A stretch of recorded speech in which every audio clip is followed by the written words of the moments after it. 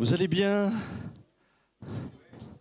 Dites donc, si je dois mesurer votre santé spirituelle à votre réponse, il y a de quoi devenir dépressif. Hein?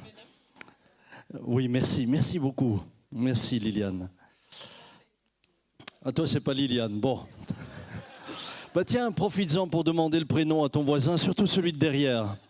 En général, celui d'à côté, tu connais. Et dis-lui, je vais penser à toi pendant cette semaine.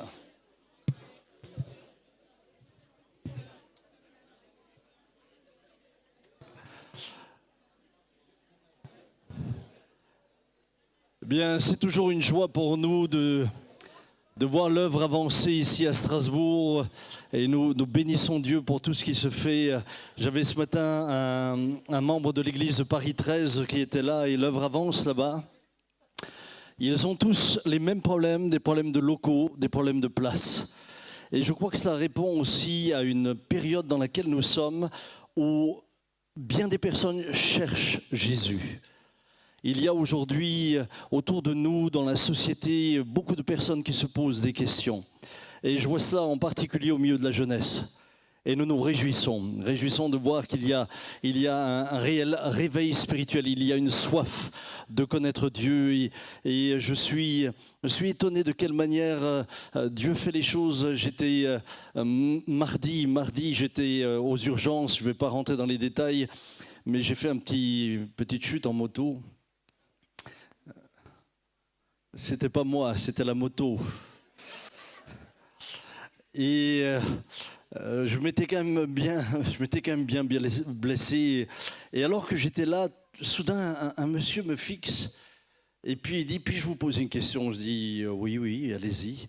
Il dit, vous vous appelez Samuel? J'ai dit, il paraît.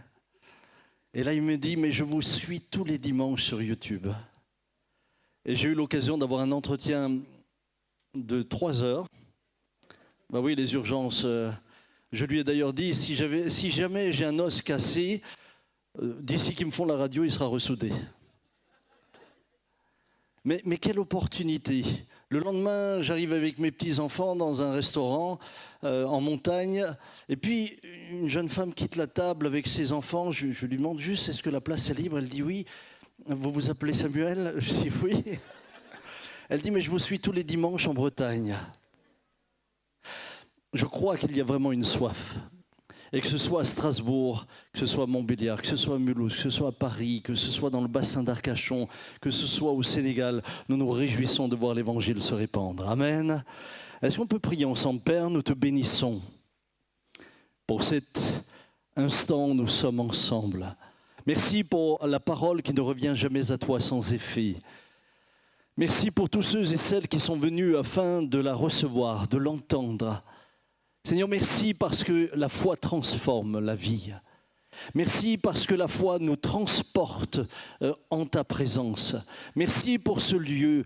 Merci pour ce temps de louange. Merci pour ce temps d'adoration. Mais merci également maintenant pour ce temps où nous allons pouvoir revenir sur ce que l'Écriture nous enseigne. Que ton nom soit béni et glorifié. Amen. Je voudrais essayer de ne pas être trop long. Je vais dire essayer.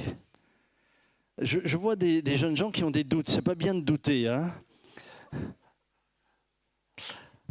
Je sais qu'il fait chaud et je voudrais garder votre attention. Mais mon thème sera démonstration de foi. Qu'est-ce que la démonstration de la foi? Vous savez, très souvent, nous avons aussi lié aux prédicateurs qui nous parlent souvent des exploits de ceux que nous trouvons dans l'Écriture, des héros que nous trouvons dans l'Écriture. Nous avons le sentiment que la démonstration de foi est tout le temps quelque chose de spectaculaire. Je prends pour exemple Josué qui tourne autour de Jéricho par la foi et les murs s'effondrent. Ça, c'est une démonstration de foi. Il faut la foi pour tourner autour d'un mur en pensant qu'il va tomber. Enfin, je ne sais pas si vous faites ça souvent à Strasbourg. Si vous le faites, évitez de tourner autour de la cathédrale, ce serait dommage. Et puis, nous avons d'autres récits dans notre tête dans lesquels nous voyons une réelle démonstration de foi. Noé fait une démonstration de foi en bâtissant une arche, un bateau, là où il n'y avait finalement pas d'eau. Nous voyons Pierre faire une démonstration de foi. Il sort de la barque lorsque Jésus lui dit « Viens ». En d'autres mots, il met sa foi en action et il marche sur la parole de Christ. La parole de Christ va finalement le faire marcher là où il est impossible de marcher. Je ne sais pas si vous avez déjà essayé de marcher sur l'eau. Y a-t-il quelqu'un qui a essayé? Tu as essayé? Et alors? Ça ne marche pas. C'est un futur médecin. Il est évident qu'il est obligé de tout expérimenter. Mais j'ai fait comme lui un jour, puisque j'avais un monsieur qui me disait « Oui, mais les disciples, Pierre a marché sur l'eau parce qu'il a pris un élan dans la barque. »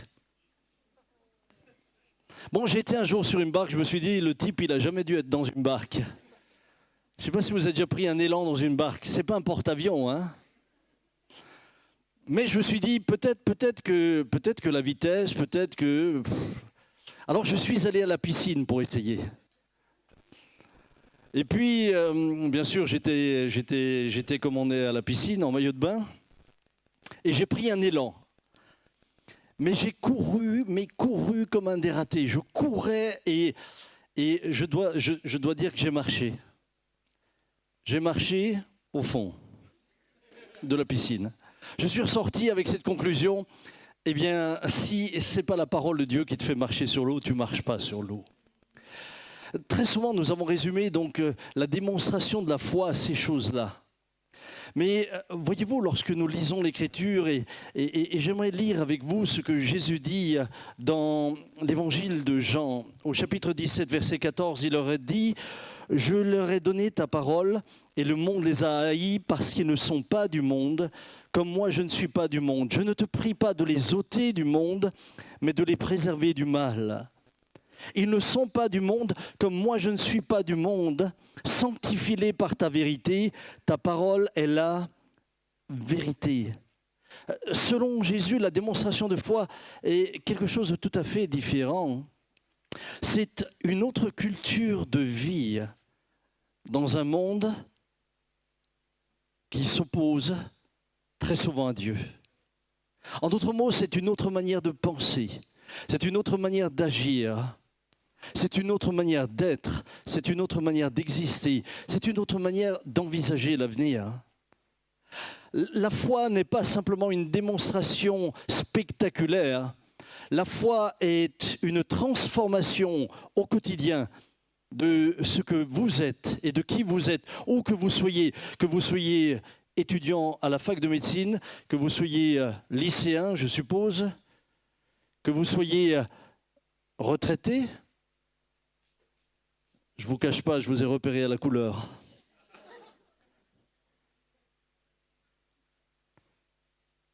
Nous sommes tous appelés à vivre différemment. Et finalement, la démonstration de foi est quelque chose qui se fait dans le quotidien, qui se fait calmement, qui se fait tranquillement. C'est vivre selon la culture d'un autre royaume. Lorsque nous sommes nés de nouveau, nous sommes nés dans un autre royaume. Bien sûr que nous avons une nationalité, elle est française ou ce que vous voudrez, mais nous avons également tous une nationalité commune, ou je dirais une appartenance commune, c'est celle du royaume de Dieu. Et nous sommes appelés à vivre selon la culture du royaume. Nous sommes aujourd'hui dans une culture qui est de plus en plus antichrétienne. La société dans laquelle nous sommes se déchristianise. Les nouvelles idéologies, eh bien, ne correspondent pas à qui nous sommes et à ce que nous croyons.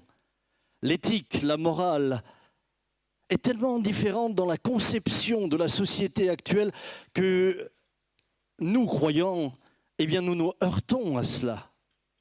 Et nous sommes donc appelés à vivre selon une autre culture.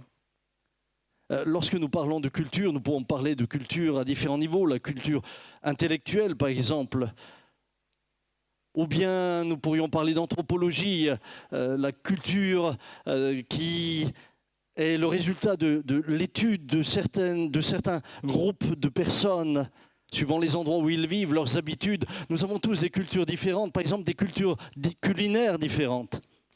Je suis sûr que vous ne faites pas tous la cuisine de la même manière que nous la faisons. Les Alsaciens ont leur culture choucroute, pommes de terre.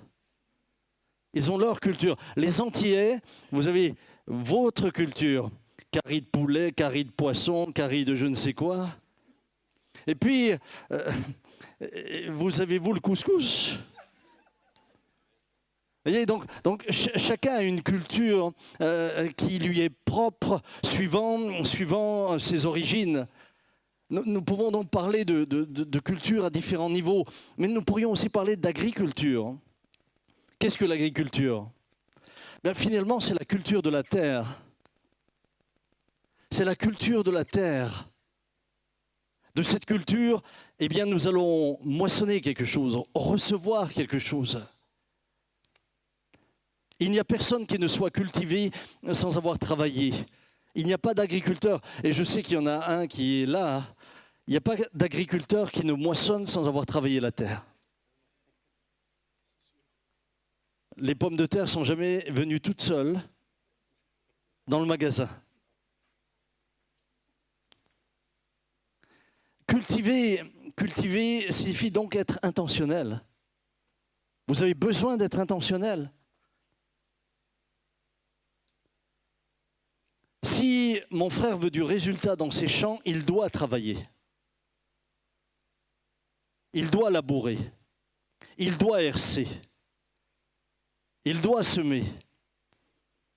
Il doit ensuite passer avec le rouleau. Il doit faire tout cela. Sans quoi il ne moissonnera rien. Personne ne moissonne par hasard. Ceux qui moissonnent, moissonnent parce qu'ils ont travaillé. Ils ont été intentionnels. Personne n'est cultivé par hasard. Ce jeune homme qui est là a accumulé beaucoup de connaissances médicales. Je ne sais pas si je me laisserai déjà soigner par lui maintenant, mais je crois que tu es déjà interne, non? Donc il a accumulé beaucoup de connaissances, mais elles ne se sont pas accumulées par hasard. Elles ne sont pas venues à coup de prière, même s'il a prié pour ses études. Il a fallu qu'il travaille, il a fallu qu'il soit intentionnel, il a fallu qu'il s'assied, il a fallu qu'il étudie, il a fallu qu'il apprenne. J'ai un fils qui est médecin, comme tu es en train de le devenir. C'était des 12 heures par jour dans sa chambre, jusqu'à 14 heures, en train de réfléchir, en train de travailler. Il m'impressionnait. Je rentrais dans sa chambre, il y avait des post-it partout, avec des mots que je ne comprenais pas. Je me disais, ça y est, il apprend une nouvelle langue. Il y avait de l'intention. Chers amis, la foi se cultive. L'Écriture dit que vous êtes le champ de Dieu. Vous êtes le champ de Dieu. Dis à ton voisin, si tu ne le savais pas, mais tu es un champ. Tu es un champ. Tu es le champ de Dieu. C'est ce que dit l'apôtre Paul, tu es le champ de Dieu.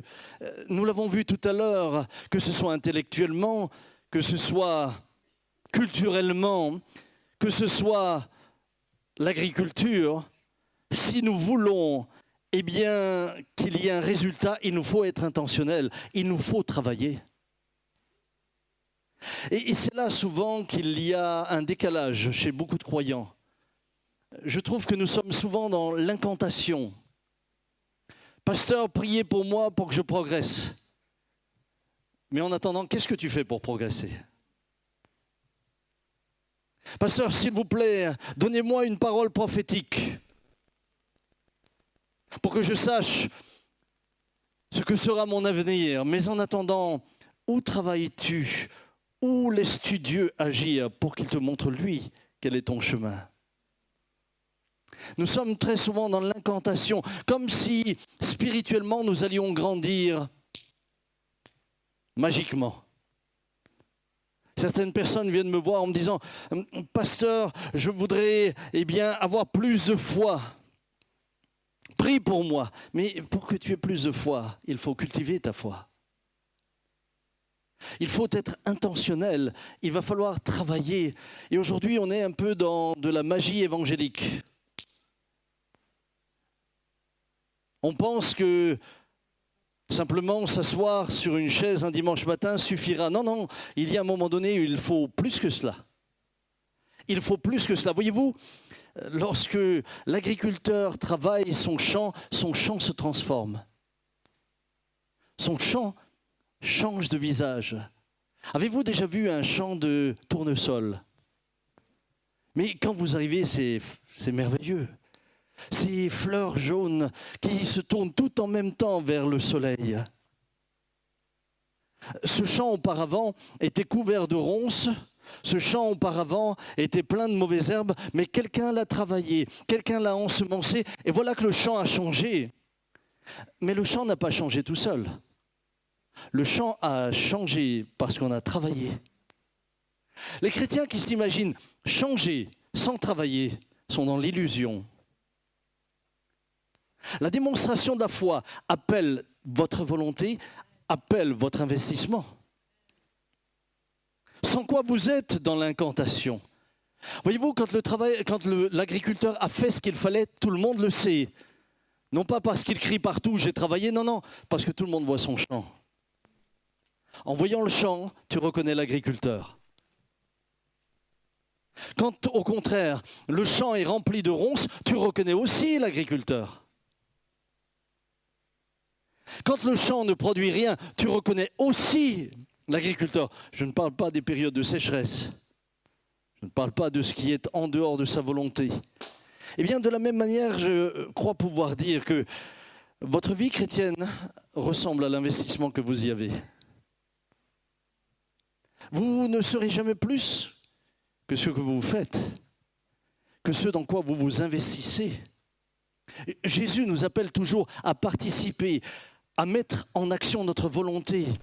Si quelqu'un veut être mon disciple, qu'il se charge de sa croix et qu'il me suive. Il a quelque chose à faire. Ce n'est pas le Christ qui va le faire à votre place. Ce n'est pas le Saint-Esprit qui va le faire. C'est vous qui allez décider de vous charger de votre croix pour le suivre. Mais ça, c'est ma responsabilité. C'est ta responsabilité, mon frère et ma sœur. La démonstration de foi se fera donc dans un monde qui est opposé, est hostile. Nous allons prendre ensemble un exemple d'une démonstration de foi que j'aime énormément. C'est celle de Daniel.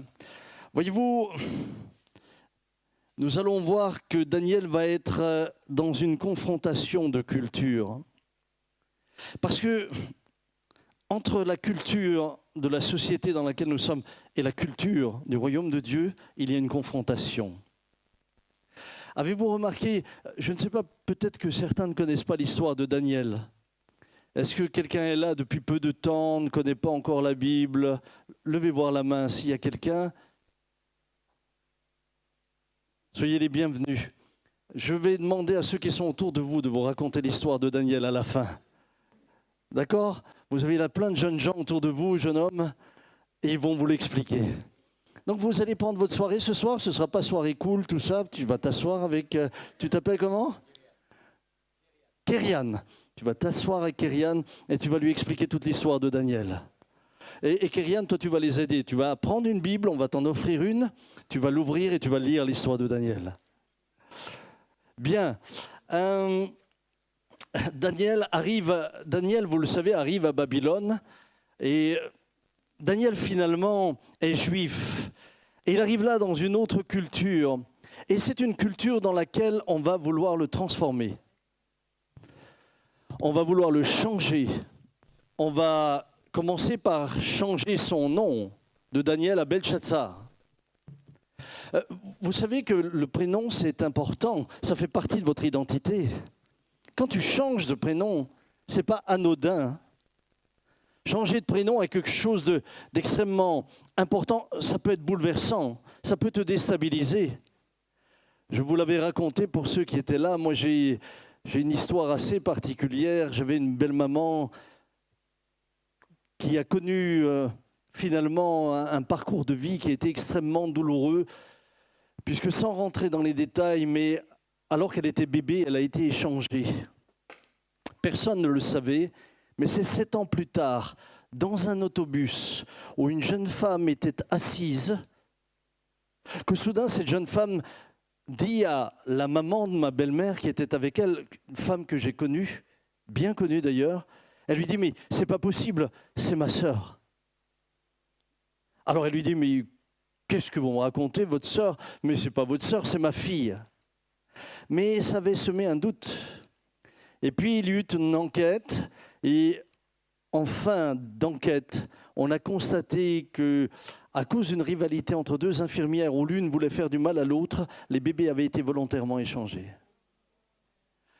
Et à l'âge de 7 ans, il y a eu un jugement au tribunal qui a finalement ordonné que ma belle-mère rejoigne sa famille d'origine, sa vraie famille, et l'autre enfant, l'autre famille. Ma belle-mère passait d'une famille où il y avait un garçon à une famille de 8 enfants. Et l'autre passait d'une famille de 8 enfants à une famille où il y avait un garçon. Ma belle-mère s'appelait Liliane. Et lorsqu'elle changera de famille, elle s'appellera Huguette du jour au lendemain. Tu as 7 ans. Tu as 7 ans. Tu n'as plus la même famille. Tu n'as plus le même prénom. Tu n'es plus entouré des mêmes personnes. Tu as des frères et sœurs que tu ne connais pas. Tu changes de monde. Et ça a été un drame puisque ça a marqué toute sa vie. Ça a eu de l'impact sur la vie de ma femme, ça a eu de l'impact sur la vie de tous ses enfants. Ce n'est pas mon sujet aujourd'hui, mais ça vaudrait la peine un jour de prendre le temps d'en parler. Daniel va se retrouver dans une autre culture, entouré de gens différents et de gens qui veulent le transformer. On change son prénom, Belshazzar. On change sa langue. La langue fait partie de votre identité. Lorsque j'arrive dans des familles congolaises ou autres, ils aiment parler en lingala. Ils aiment parler dans leur langue, parce que c'est un repère, n'est-ce pas ma sœur? Tu es congolaise ou camerounaise? Congolaise. Yezu azali awa, Yezu azali awa, Yezu azali awa, nabiso, nabiso. Bisoto monaye, bisoto monaye. On ne va pas les laisser tout seuls. Hein. Saisissez. C'est... Dès qu'on est ensemble, moi quand j'étais avec mon père, qui maintenant est près du Seigneur, je me réjouis de le revoir bientôt. Mais dès qu'on était ensemble, il n'y avait pas besoin qu'on me donne l'ordre, nous parlions alsacien ensemble. C'était immédiat, on ne réfléchissait pas. Dès que mon père arrivait, je disais « Salut Vater, wie geht's ?» Et là, j'étais dans mon univers. J'étais bien dans mon univers. Ça fait partie de l'identité. Et puis la dernière des choses que l'on va chercher à changer, c'est sa manière de se nourrir. On va lui demander de manger des mets de la table du roi. Et Daniel va décider de faire triompher non pas la culture de Babylone, mais sa culture. Il va décider de se positionner. Et il est là en train de faire une démonstration de sa foi. La démonstration de sa foi, il ne la fait pas dans la fosse au lion. Tout le monde parle de la fosse au lion. Mais bien avant la fosse au lion, la démonstration de sa foi, il l'a fait alors que tout jeune homme encore. Il dira « Je ne mangerai pas des mets souillés de la table du roi ». Avez-vous déjà vu des mets souillés sur la table d'un roi ? En général, les mets de la table du roi sont exquis. J'ai entendu parler de la table de M. Jacques Chirac. Elle était plutôt bien fournie. On y met souvent les mets les plus précieux, les vins les meilleurs, les viandes les plus belles. Mais pour Daniel, elles étaient souillées au vu de sa foi, au vu de ses convictions. Je suis convaincu qu'autour de lui, il y a eu plus d'une personne qui a dû lui dire « Arrête Daniel, arrête !» Je suis même sûr qu'il y avait des jeunes juifs comme lui qui ont dû lui dire « Daniel, arrête ! Dieu sait, Dieu comprend. Dieu te comprend, Dieu sait que tu ne peux pas faire autrement. Fais comme tout le monde. Mange comme tout le monde. Ne sois pas légaliste. Ne sois pas excessif. Daniel, mets-toi dans les rangs. Dieu peut comprendre. Vous savez, toutes ces excuses qu'on s'invoque nous-mêmes, lorsque nous-mêmes nous sommes en train de nous compromettre dans ce que nous croyons et dans ce que nous faisons. Daniel avait une idée de ce qui est pur et impur, qui était lié à sa culture du royaume. Et mes amis, dans une même église,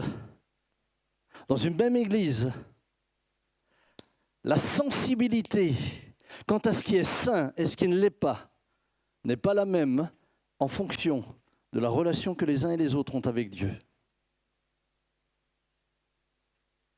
Dans une même église, on va avoir des parents qui disent à leur fille « Tu ne peux pas garder le bébé, avorte ». Là où d'autres diront « Et même si nous, parents, on doit se réengager toute notre vie pour élever cet enfant, garde-le ma fille. Nous respectons la vie ». Dans une même église, on aura des parents qui diront « Qu'est-ce que vous voulez, frère? Elle couche maintenant avec son copain dans la maison, etc. Mais les temps ont changé. » Et d'autres qui diront « Ma maison est la maison de l'Éternel. Ici, on craint Dieu. Tu fais ce que tu veux, comme tu veux, où tu veux, mais pas là. » Mes amis, la perception même de ce qui est saint, la perception même de ce qui est droit, la perception même de ce qui est la culture du royaume de Dieu dépendra toujours de la manière dont vous-même avez la communion avec Dieu.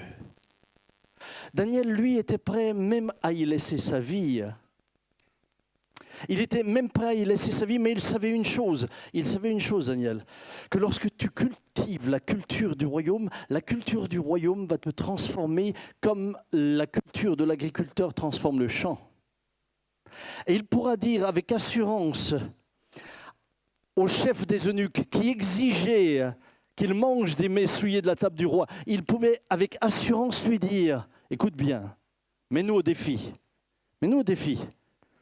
Tu laisses les autres manger de tout ce qui est sur la table. Nous, tu nous donnes que des légumes et de l'eau. Et tu nous regarderas au bout de 10 jours. Il n'avait pas peur de ce qui se produirait. Et la Bible nous dit que quand il les regardera, ils avaient meilleure mine que ceux qui mangeaient des mets de la table du roi. Jeunes gens, et je m'adresse là aux jeunes gens, je vois qu'il y a bien des jeunes gens, je m'en réjouis. Même si j'ai l'impression d'être un grand-père, je sais quand même comment ça marche. Et c'est vrai que je suis grand-père. Bientôt, je vais l'être encore une fois.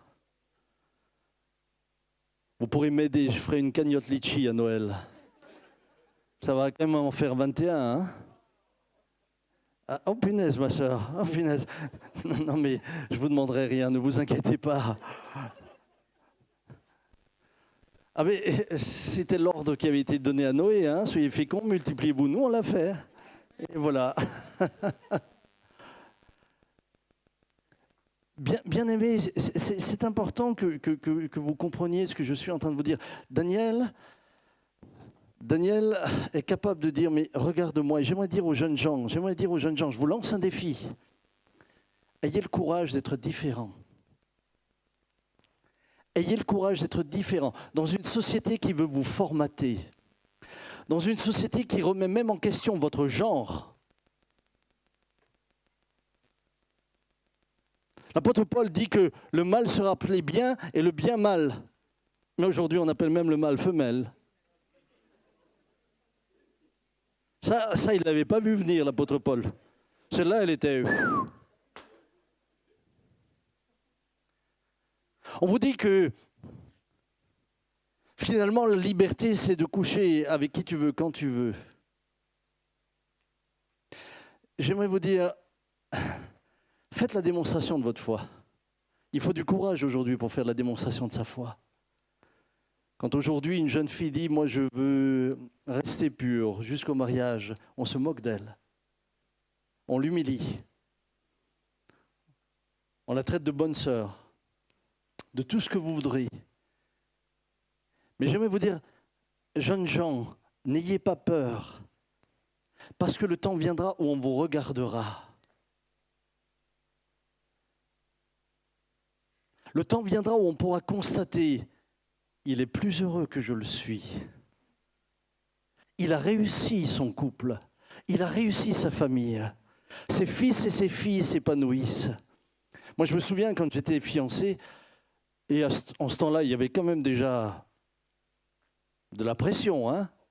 Même si je fais pépé, en ce temps-là, il y avait déjà de la pression. Mais avec ma femme, nous avions décidé de nous respecter l'un l'autre jusqu'au mariage.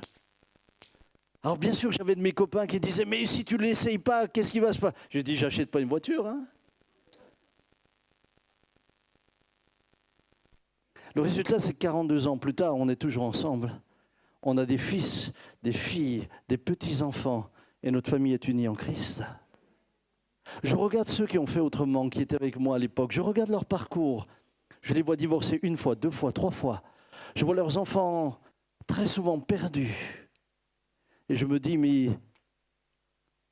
la démonstration de la foi est une protection pour celui qui le met en œuvre.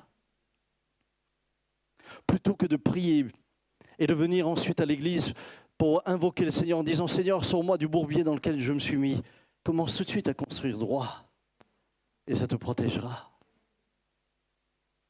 Mes amis, Daniel était cet adolescent, puisque on pense qu'il était adolescent, qui était déterminé, décidé. Alors, quelle est la démonstration de la foi ?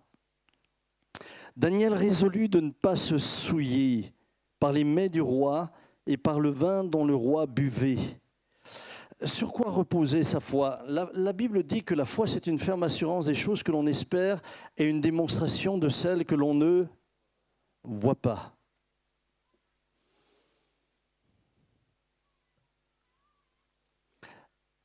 Au verset 6, il est dit « Or, sans la foi, il est impossible de lui être agréable. Sans la foi, il est impossible de lui être agréable. » Et regardez sur quoi la foi repose. « Car il faut que celui qui s'approche de Dieu croit que Dieu existe et qu'il est le rémunérateur de ceux qui le cherchent. » Est-ce que je peux revenir dessus ? Finalement, c'était ça, ce qui animait Daniel. Il croyait que Dieu existe. À partir du moment où il croyait que Dieu existe, pour lui, il était évident que ce qu'il fallait, c'est agir en fonction de ce que Dieu voulait. La foi, avant d'être cette démonstration qui permet d'entrer dans la fosse aux lions, avant d'être cette démonstration qui permet de construire une arche ou de prier pour les malades pour qu'ils soient guéris, avant d'être cette démonstration-là, elle va se traduire dans ton quotidien. Regardez de quelle manière se traduisait la foi chez Daniel. La Bible dit que Daniel entrait dans sa chambre 3 fois le jour pour prier. Mais ça, c'est une démonstration de la foi. Qui aurait intérêt à entrer dans sa chambre pour prier si Dieu n'existe pas ? Franchement, si Dieu n'existe pas, entrer dans ta chambre pour prier, t'es cinglé. Ça n'a pas de sens. Pourquoi aller prier dans un lieu et t'adresser à quelqu'un qui n'existe pas ? C'est parce qu'il était convaincu que Dieu existe. La foi vient de votre conviction que Dieu existe. Êtes-vous convaincu que Dieu existe ? Je m'adresse aux croyants, je m'adresse aux chrétiens et je m'adresse à ton nom, je ne sais plus, Kyrial. Mais je voudrais que tu connaisses le Seigneur. Si tu savais comme c'est beau, tu ne regretteras jamais, jamais. Je te le promets, hein ? Je te le promets. Dans 50 ans, tu reviendras me voir, enfin je serai au cimetière, un peu plus tôt, tu reviendras me voir et tu me diras, Samuel, c'était vrai. Je me souviens de ce dimanche soir-là à Strasbourg. Ça m'a gardé, Ça m'a donné une vie qui valait la peine d'être vécue. Pourquoi? Parce que Dieu existe. Mais quand Dieu existe, alors tu mets en œuvre ce qu'il dit. Dernièrement, je suis dans une cage d'escalier, j'allais visiter quelqu'un, je croise une dame et je ne sais plus pour quelle raison, on a parlé ensemble et elle me dit « Oh monsieur, vous savez, je suis croyant non pratiquante. » Je dis « Mais ça c'est hautement intéressant. » Elle dit « Vous trouvez ?» Et je dis « Ah oui, oh ça. Croyante non pratiquante. Oh, alors ça c'est un cas d'étude, madame. » Alors elle me dit « Ah bon ?» Je lui dis, mais imaginez que votre mari rentre ce soir et me dit oui, et qu'il vous dise, je suis fidèle, non pratiquant. Là, elle a lâché un gros mot. Elle a dit, ah, ça m'enquiquinerait. Enfin, elle l'a dit autrement, hein, je reste poli. Mais c'est un non-sens. Soit tu es croyant et tu pratiques, soit tu n'es pas croyant. Mais ne te mens pas toi-même. Ne te mens pas à toi-même. Et dans une église évangélique, et dans une église où le Saint-Esprit agit, c'est la même chose. Soit tu es croyant et tu fais la démonstration de ta foi dans le quotidien, soit tu ne l'es pas. Daniel priait parce qu'il croyait. Moi, je rencontre des croyants qui me disent qu'ils ne prient jamais. Pardonnez-moi, j'ai des doutes que vous croyez. Je vois des croyants qui ne lisent même pas. La Bible ne les intéresse pas. Et les mots fléchés. Bon, ils sont là le dimanche, ils connaissent les cantiques. Alléluia. Mais la démonstration de votre foi, vous la faites là où personne ne vous voit. C'est ça, la vraie démonstration de foi. La démonstration de la foi, vous ne la faites pas en public. La démonstration de la foi, vous la faites face à Dieu. Et Dieu vous voit et Dieu me voit, là où personne ne vous voit. Où est-ce que Joseph a fait la démonstration de foi? Où est-ce qu'il a fait la démonstration de sa foi? Dans le secret. Lorsque la femme de Potiphar voulait coucher avec lui, il y a même laissé son manteau, il s'est enfui. C'est dans le secret. C'est quand tu vas prier que tu fais la démonstration de ta foi. C'est quand tu médites ta Bible que tu fais la démonstration de ta foi. Ce n'est pas les grands discours. C'est là que tu fais la démonstration de la foi.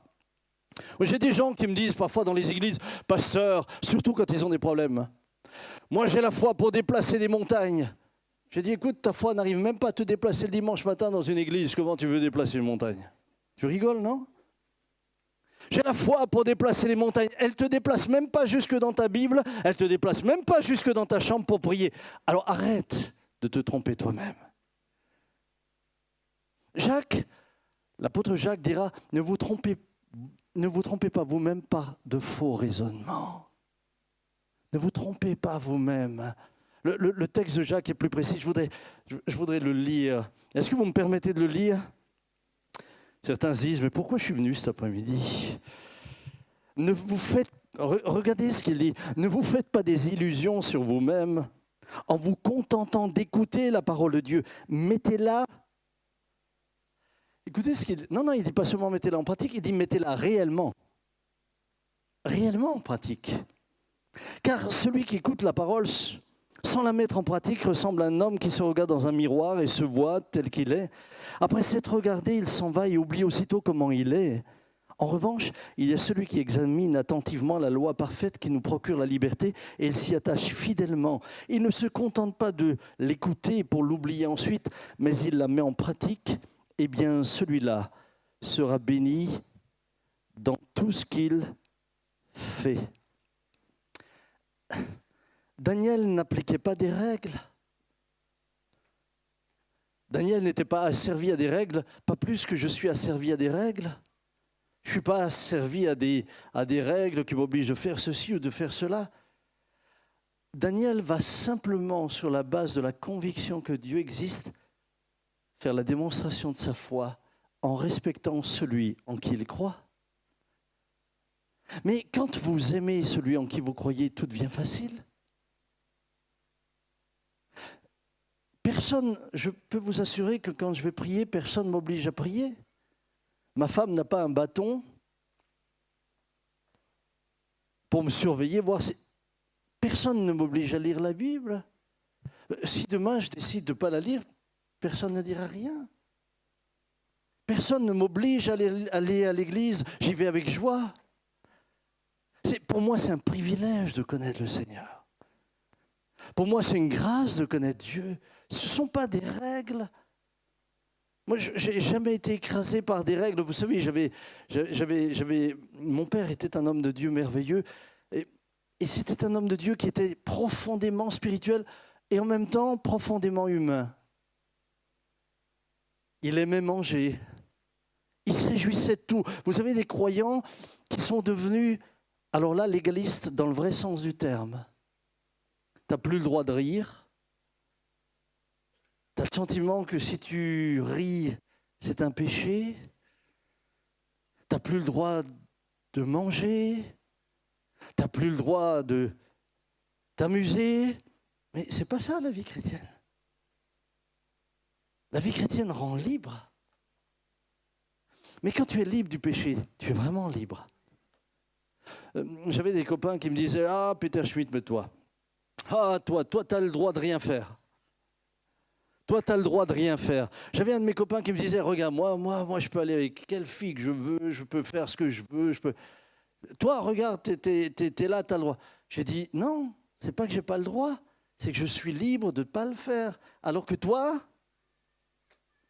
dès qu'une femme passe et qu'elle ne te regarde pas, t'en es malade. » J'avais une vieille dame un jour qui m'a dit « Pasteur, si l'autobus avait une mini-jupe, mon mari lui courrait encore après. » Mais vous trouvez que c'est être libre, ça? Vous trouvez que ça, c'est être libre? Mais ça, c'est pas être libre. Ça, c'est pas être libre. Être libre, c'est pouvoir choisir. Être libre, c'est pouvoir être heureux sans avoir besoin de tout ça. Être libre, la démonstration de votre foi. Jeunes gens, ça vaut la peine. Je vous assure. Je peux vous donner ma parole, vous ne le regretterez jamais. Mais la démonstration de votre foi, vous la faites dans... Est-ce que je peux terminer par un témoignage? 18 heures. Je suis désolé, hein. On a perdu un peu de temps parce que vous écoutez lentement. On aurait terminé plus tôt. La démonstration de votre foi, c'est aussi dans votre vie quotidienne. Moi, je me souviens toujours, mon père, alors je le prends lui en exemple, mais je pourrais vous donner des témoignages que j'ai vécus personnellement, mais je vais prendre le sien. Mon père a eu un accident extrêmement grave à l'âge de 40 ans. C'était un camion de l'armée française qui est monté sur sa voiture et il s'est retrouvé là entre la vie et la mort. Il avait les côtes qui avaient transpercé les poumons, il faisait une hémorragie interne, etc. Et malheureusement, le chauffeur était ivre. Il y a eu donc plus tard un procès. Et c'était assez intéressant parce que voilà ce qui s'est passé. Évidemment, dans un premier temps, papa avait des problèmes respiratoires suite à l'accident. Mais il a prié pour, il dit « Seigneur, tu peux me rétablir, tu peux me guérir, tu peux... » Et ça allait de mieux en mieux. Et voilà que le procès est arrivé. Et lorsque le procès est arrivé, l'avocat et le médecin lui diront « Monsieur Peter Schmitt, vous arrivez devant le tribunal militaire et là, ils vont vous poser la question « Comment ça va ?» Alors, dites-leur que depuis l'accident, vous avez du mal à respirer, etc. Et papa leur dit mais je peux pas. Je peux pas. Je respire bien. Et l'avocat dit non, mais Monsieur Peter Schmitt, confondez pas la religion avec la justice. Moi aussi, je suis croyant, mais il faut pas mélanger religion avec tout. Vous dites simplement que vous avez des problèmes respiratoires, ça augmentera ce que vous recevrez. Bon, ils arrivent devant le tribunal. Au tribunal, ils ont mis les radios. Ils ont projeté les radios. Il y avait un médecin militaire. Il dit, Monsieur Peter Schmitt, voilà, suivant ce que je vois là, normalement, vous avez tel et tel séquelle, tel et tel problème, tel et tel... Et lui, il dit, non, écoutez, ça va bien. Et l'avocat et le médecin étaient totalement abattus. Et puis, le jugement a eu lieu et évidemment, il a eu des clopinettes. Il n'a pas eu grand-chose. Et l'avocat lui a dit, vous avez vu maintenant? Vous avez vu là, avec votre bon Dieu? Regardez où vous en êtes maintenant. Regardez ce que vous avez reçu. Vous auriez suivi mon conseil, Je suis sûr qu'ils auraient allongé beaucoup plus. Papa lui a répondu la chose suivante. Écoutez, monsieur l'avocat, je préfère bien respirer, ne pas avoir l'argent qu'avoir l'argent et mal respirer. Et puis, une année ont passé. Une année, l'affaire était classée, elle était jugée. Un an plus tard, il reçoit un courrier de l'armée. Et le courrier dit la chose suivante. Monsieur Peter Schmidt, nous avons réouvert le dossier et nous nous sommes rendus compte que nous ne vous avons pas donné et versé ce qui vous revenait. Ils lui ont donné une somme qui était supérieure à ce que l'avocat avait demandé. Et en plus de ça, il n'avait plus l'avocat à payer. Hey, si tu es intègre, Dieu est fidèle. Dieu est fidèle. Est-ce que tu me crois? La démonstration de la foi, c'est aussi ça. C'est être intègre. Quand je vois les chrétiens qui se mettent au chômage pour être tranquilles. Je suis fatigué, pasteur. Non mais attendez. C'est pour ça que le pays va aussi mal. Mais si on triche tous là, tout en venant et le dimanche on chante Seigneur, Seigneur, je te crains, tu parles.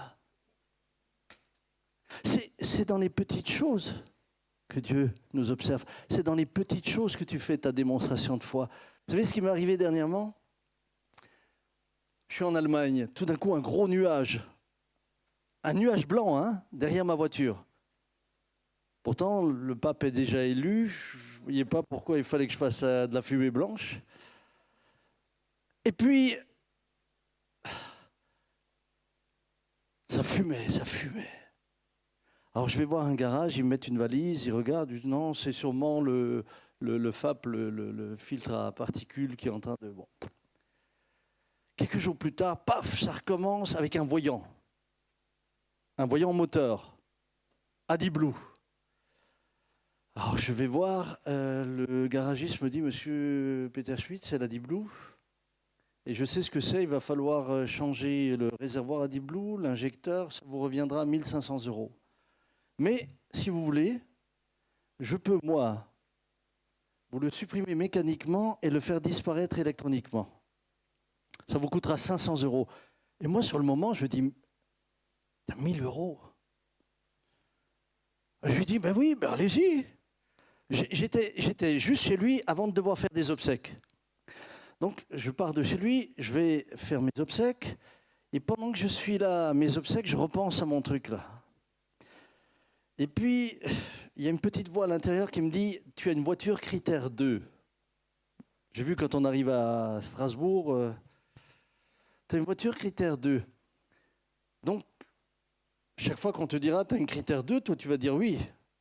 Mais tu sais que ce n'est pas vrai, puisque tu as tout modifié. Et quand tu passeras au contrôle technique, puisque je me suis tout de suite renseigné, est-ce que ça passe au contrôle? Ils me disent « Ils ne voient rien ». Alors j'ai dit « Ben, allons-y ». Et le Saint-Esprit me disait, et quand tu iras au contrôle technique et quand tu diras l'antipollution, c'est OK, toi tu sauras que c'est pas vrai. Dis, pourquoi tu écrirais pas sur ta voiture menteur?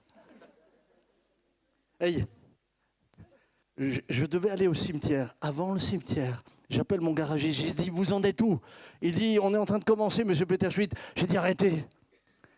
Changez-moi tout, je paye la totalité, j'ai un problème de conscience. Mais vous ne pouvez pas savoir la joie que j'avais après. C'est vrai que les 1 000 € en plus, ça m'a fait une petite crampe. Je sais qu'à Strasbourg, 1 000 €, c'est rien. Mais nous, dans le Haut-Rhin, nous les pauvres du Haut-Rhin, nous qui sommes là-bas dans presque le tiers-monde alsacien, eh bien pour nous, c'est important. Pour nous, c'est important. Mais quelle joie après! Je me suis dit, mais Seigneur, tu m'as gardé, tu m'as protégé. Faites la démonstration de votre foi dans le quotidien. Et vous savez ce que vous aurez? Quand vous arriverez devant le trône de Dieu, quand vous prierez dans votre chambre, vous aurez de l'assurance. Quand vous bidouillez, vous n'avez aucune assurance quand vous priez. Aucune. Parce que vous n'avez aucune autorité. Votre autorité, vous l'avez vous-même sapée. En faisant ce qui déplaît à celui en qui vous dites que vous croyez. Si Si nous croyons, frères et sœurs, alors faisons la démonstration. Et le jour où nous descendrons dans la fosse aux lions, et le jour où nous serons réellement face aux besoins d'un miracle, Dieu fermera la gueule des lions. Ce jour-là, vous verrez sa gloire. Et je peux vous assurer, je l'ai vu plus d'une fois, dans les moments critiques, quand j'étais entre la mort et la vie avec le Covid, là j'ai vu Dieu intervenir. Dieu intervient pour ceux qui le craignent. Pouvons-nous fermer nos yeux? Père, te bénissons pour ta présence. Nous te remercions parce que tu es fidèle et tu es bon. Seigneur, nous ne voulons pas, comme Jacques le dit, nous tromper nous-mêmes. Nous ne voulons pas, Seigneur, nous baigner dans l'illusion d'une foi qui ne serait finalement qu'un simulacre de foi. Père, permets à ce que nous professons être dans une société qui, elle, de plus en plus s'oppose aux valeurs de l'Évangile. Permets-nous de continuer à briller tout en bénissant cette société, tout en aimant, Seigneur, notre prochain. Donne-nous de rester fermes dans nos convictions. Et si l'on nous propose les mets souillés de la table du roi, donne-nous de rester fermes.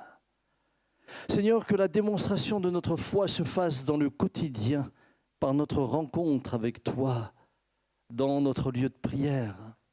Qu'elle se fasse au quotidien par, Seigneur, notre rencontre au travers de la parole. Qu'elle se fasse au travers de, Seigneur, l'intégrité avec laquelle nous menons nos vies.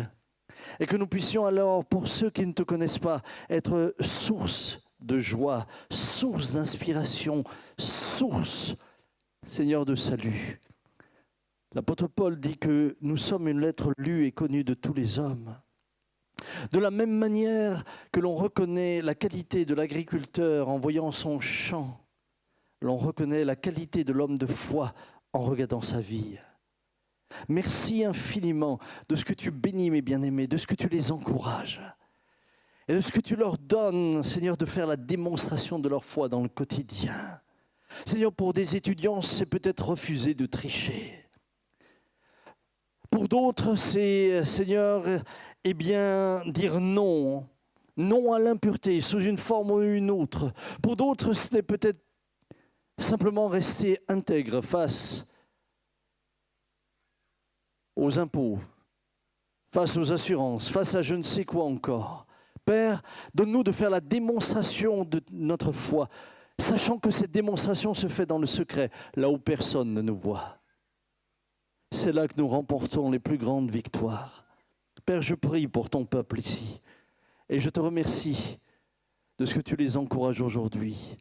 Bien-aimés, j'aimerais vous dire, alors que nous prions, vous ne serez jamais plus grand que ce que vous êtes en réalité dans le secret. C'est là où personne ne vous voit, que quelqu'un vous regarde, Dieu lui-même. C'est alors que Abraham était seul avec Isaac. Il n'y avait pas de foule, personne pour applaudir. C'est là où personne ne le voyait, que le ciel entier le regardait. C'est là qu'un ange interviendra. C'est quand personne ne le voyait que Joseph va dire non à la femme de Potiphar. Mais celui qui l'a vu ce jour-là est celui qui l'élèvera plus tard pour qu'il devienne ministre. C'est dans le secret. C'est là où pas grand monde le voyait que Daniel va décider de rester ferme dans ses convictions. Mais celui qui est au ciel, celui en qui il croyait, celui qui savait qu'il existe, viendra et interviendra pour lui et l'élèvera au plus haut rang de son pays. Ce n'est pas Babylone qui va transformer Daniel, mais Daniel qui va transformer Babylone. Seigneur, donne à tous les jeunes gens qui sont ici d'être des hommes et des femmes de foi. Donne à chacun ici d'être un homme et une femme de foi.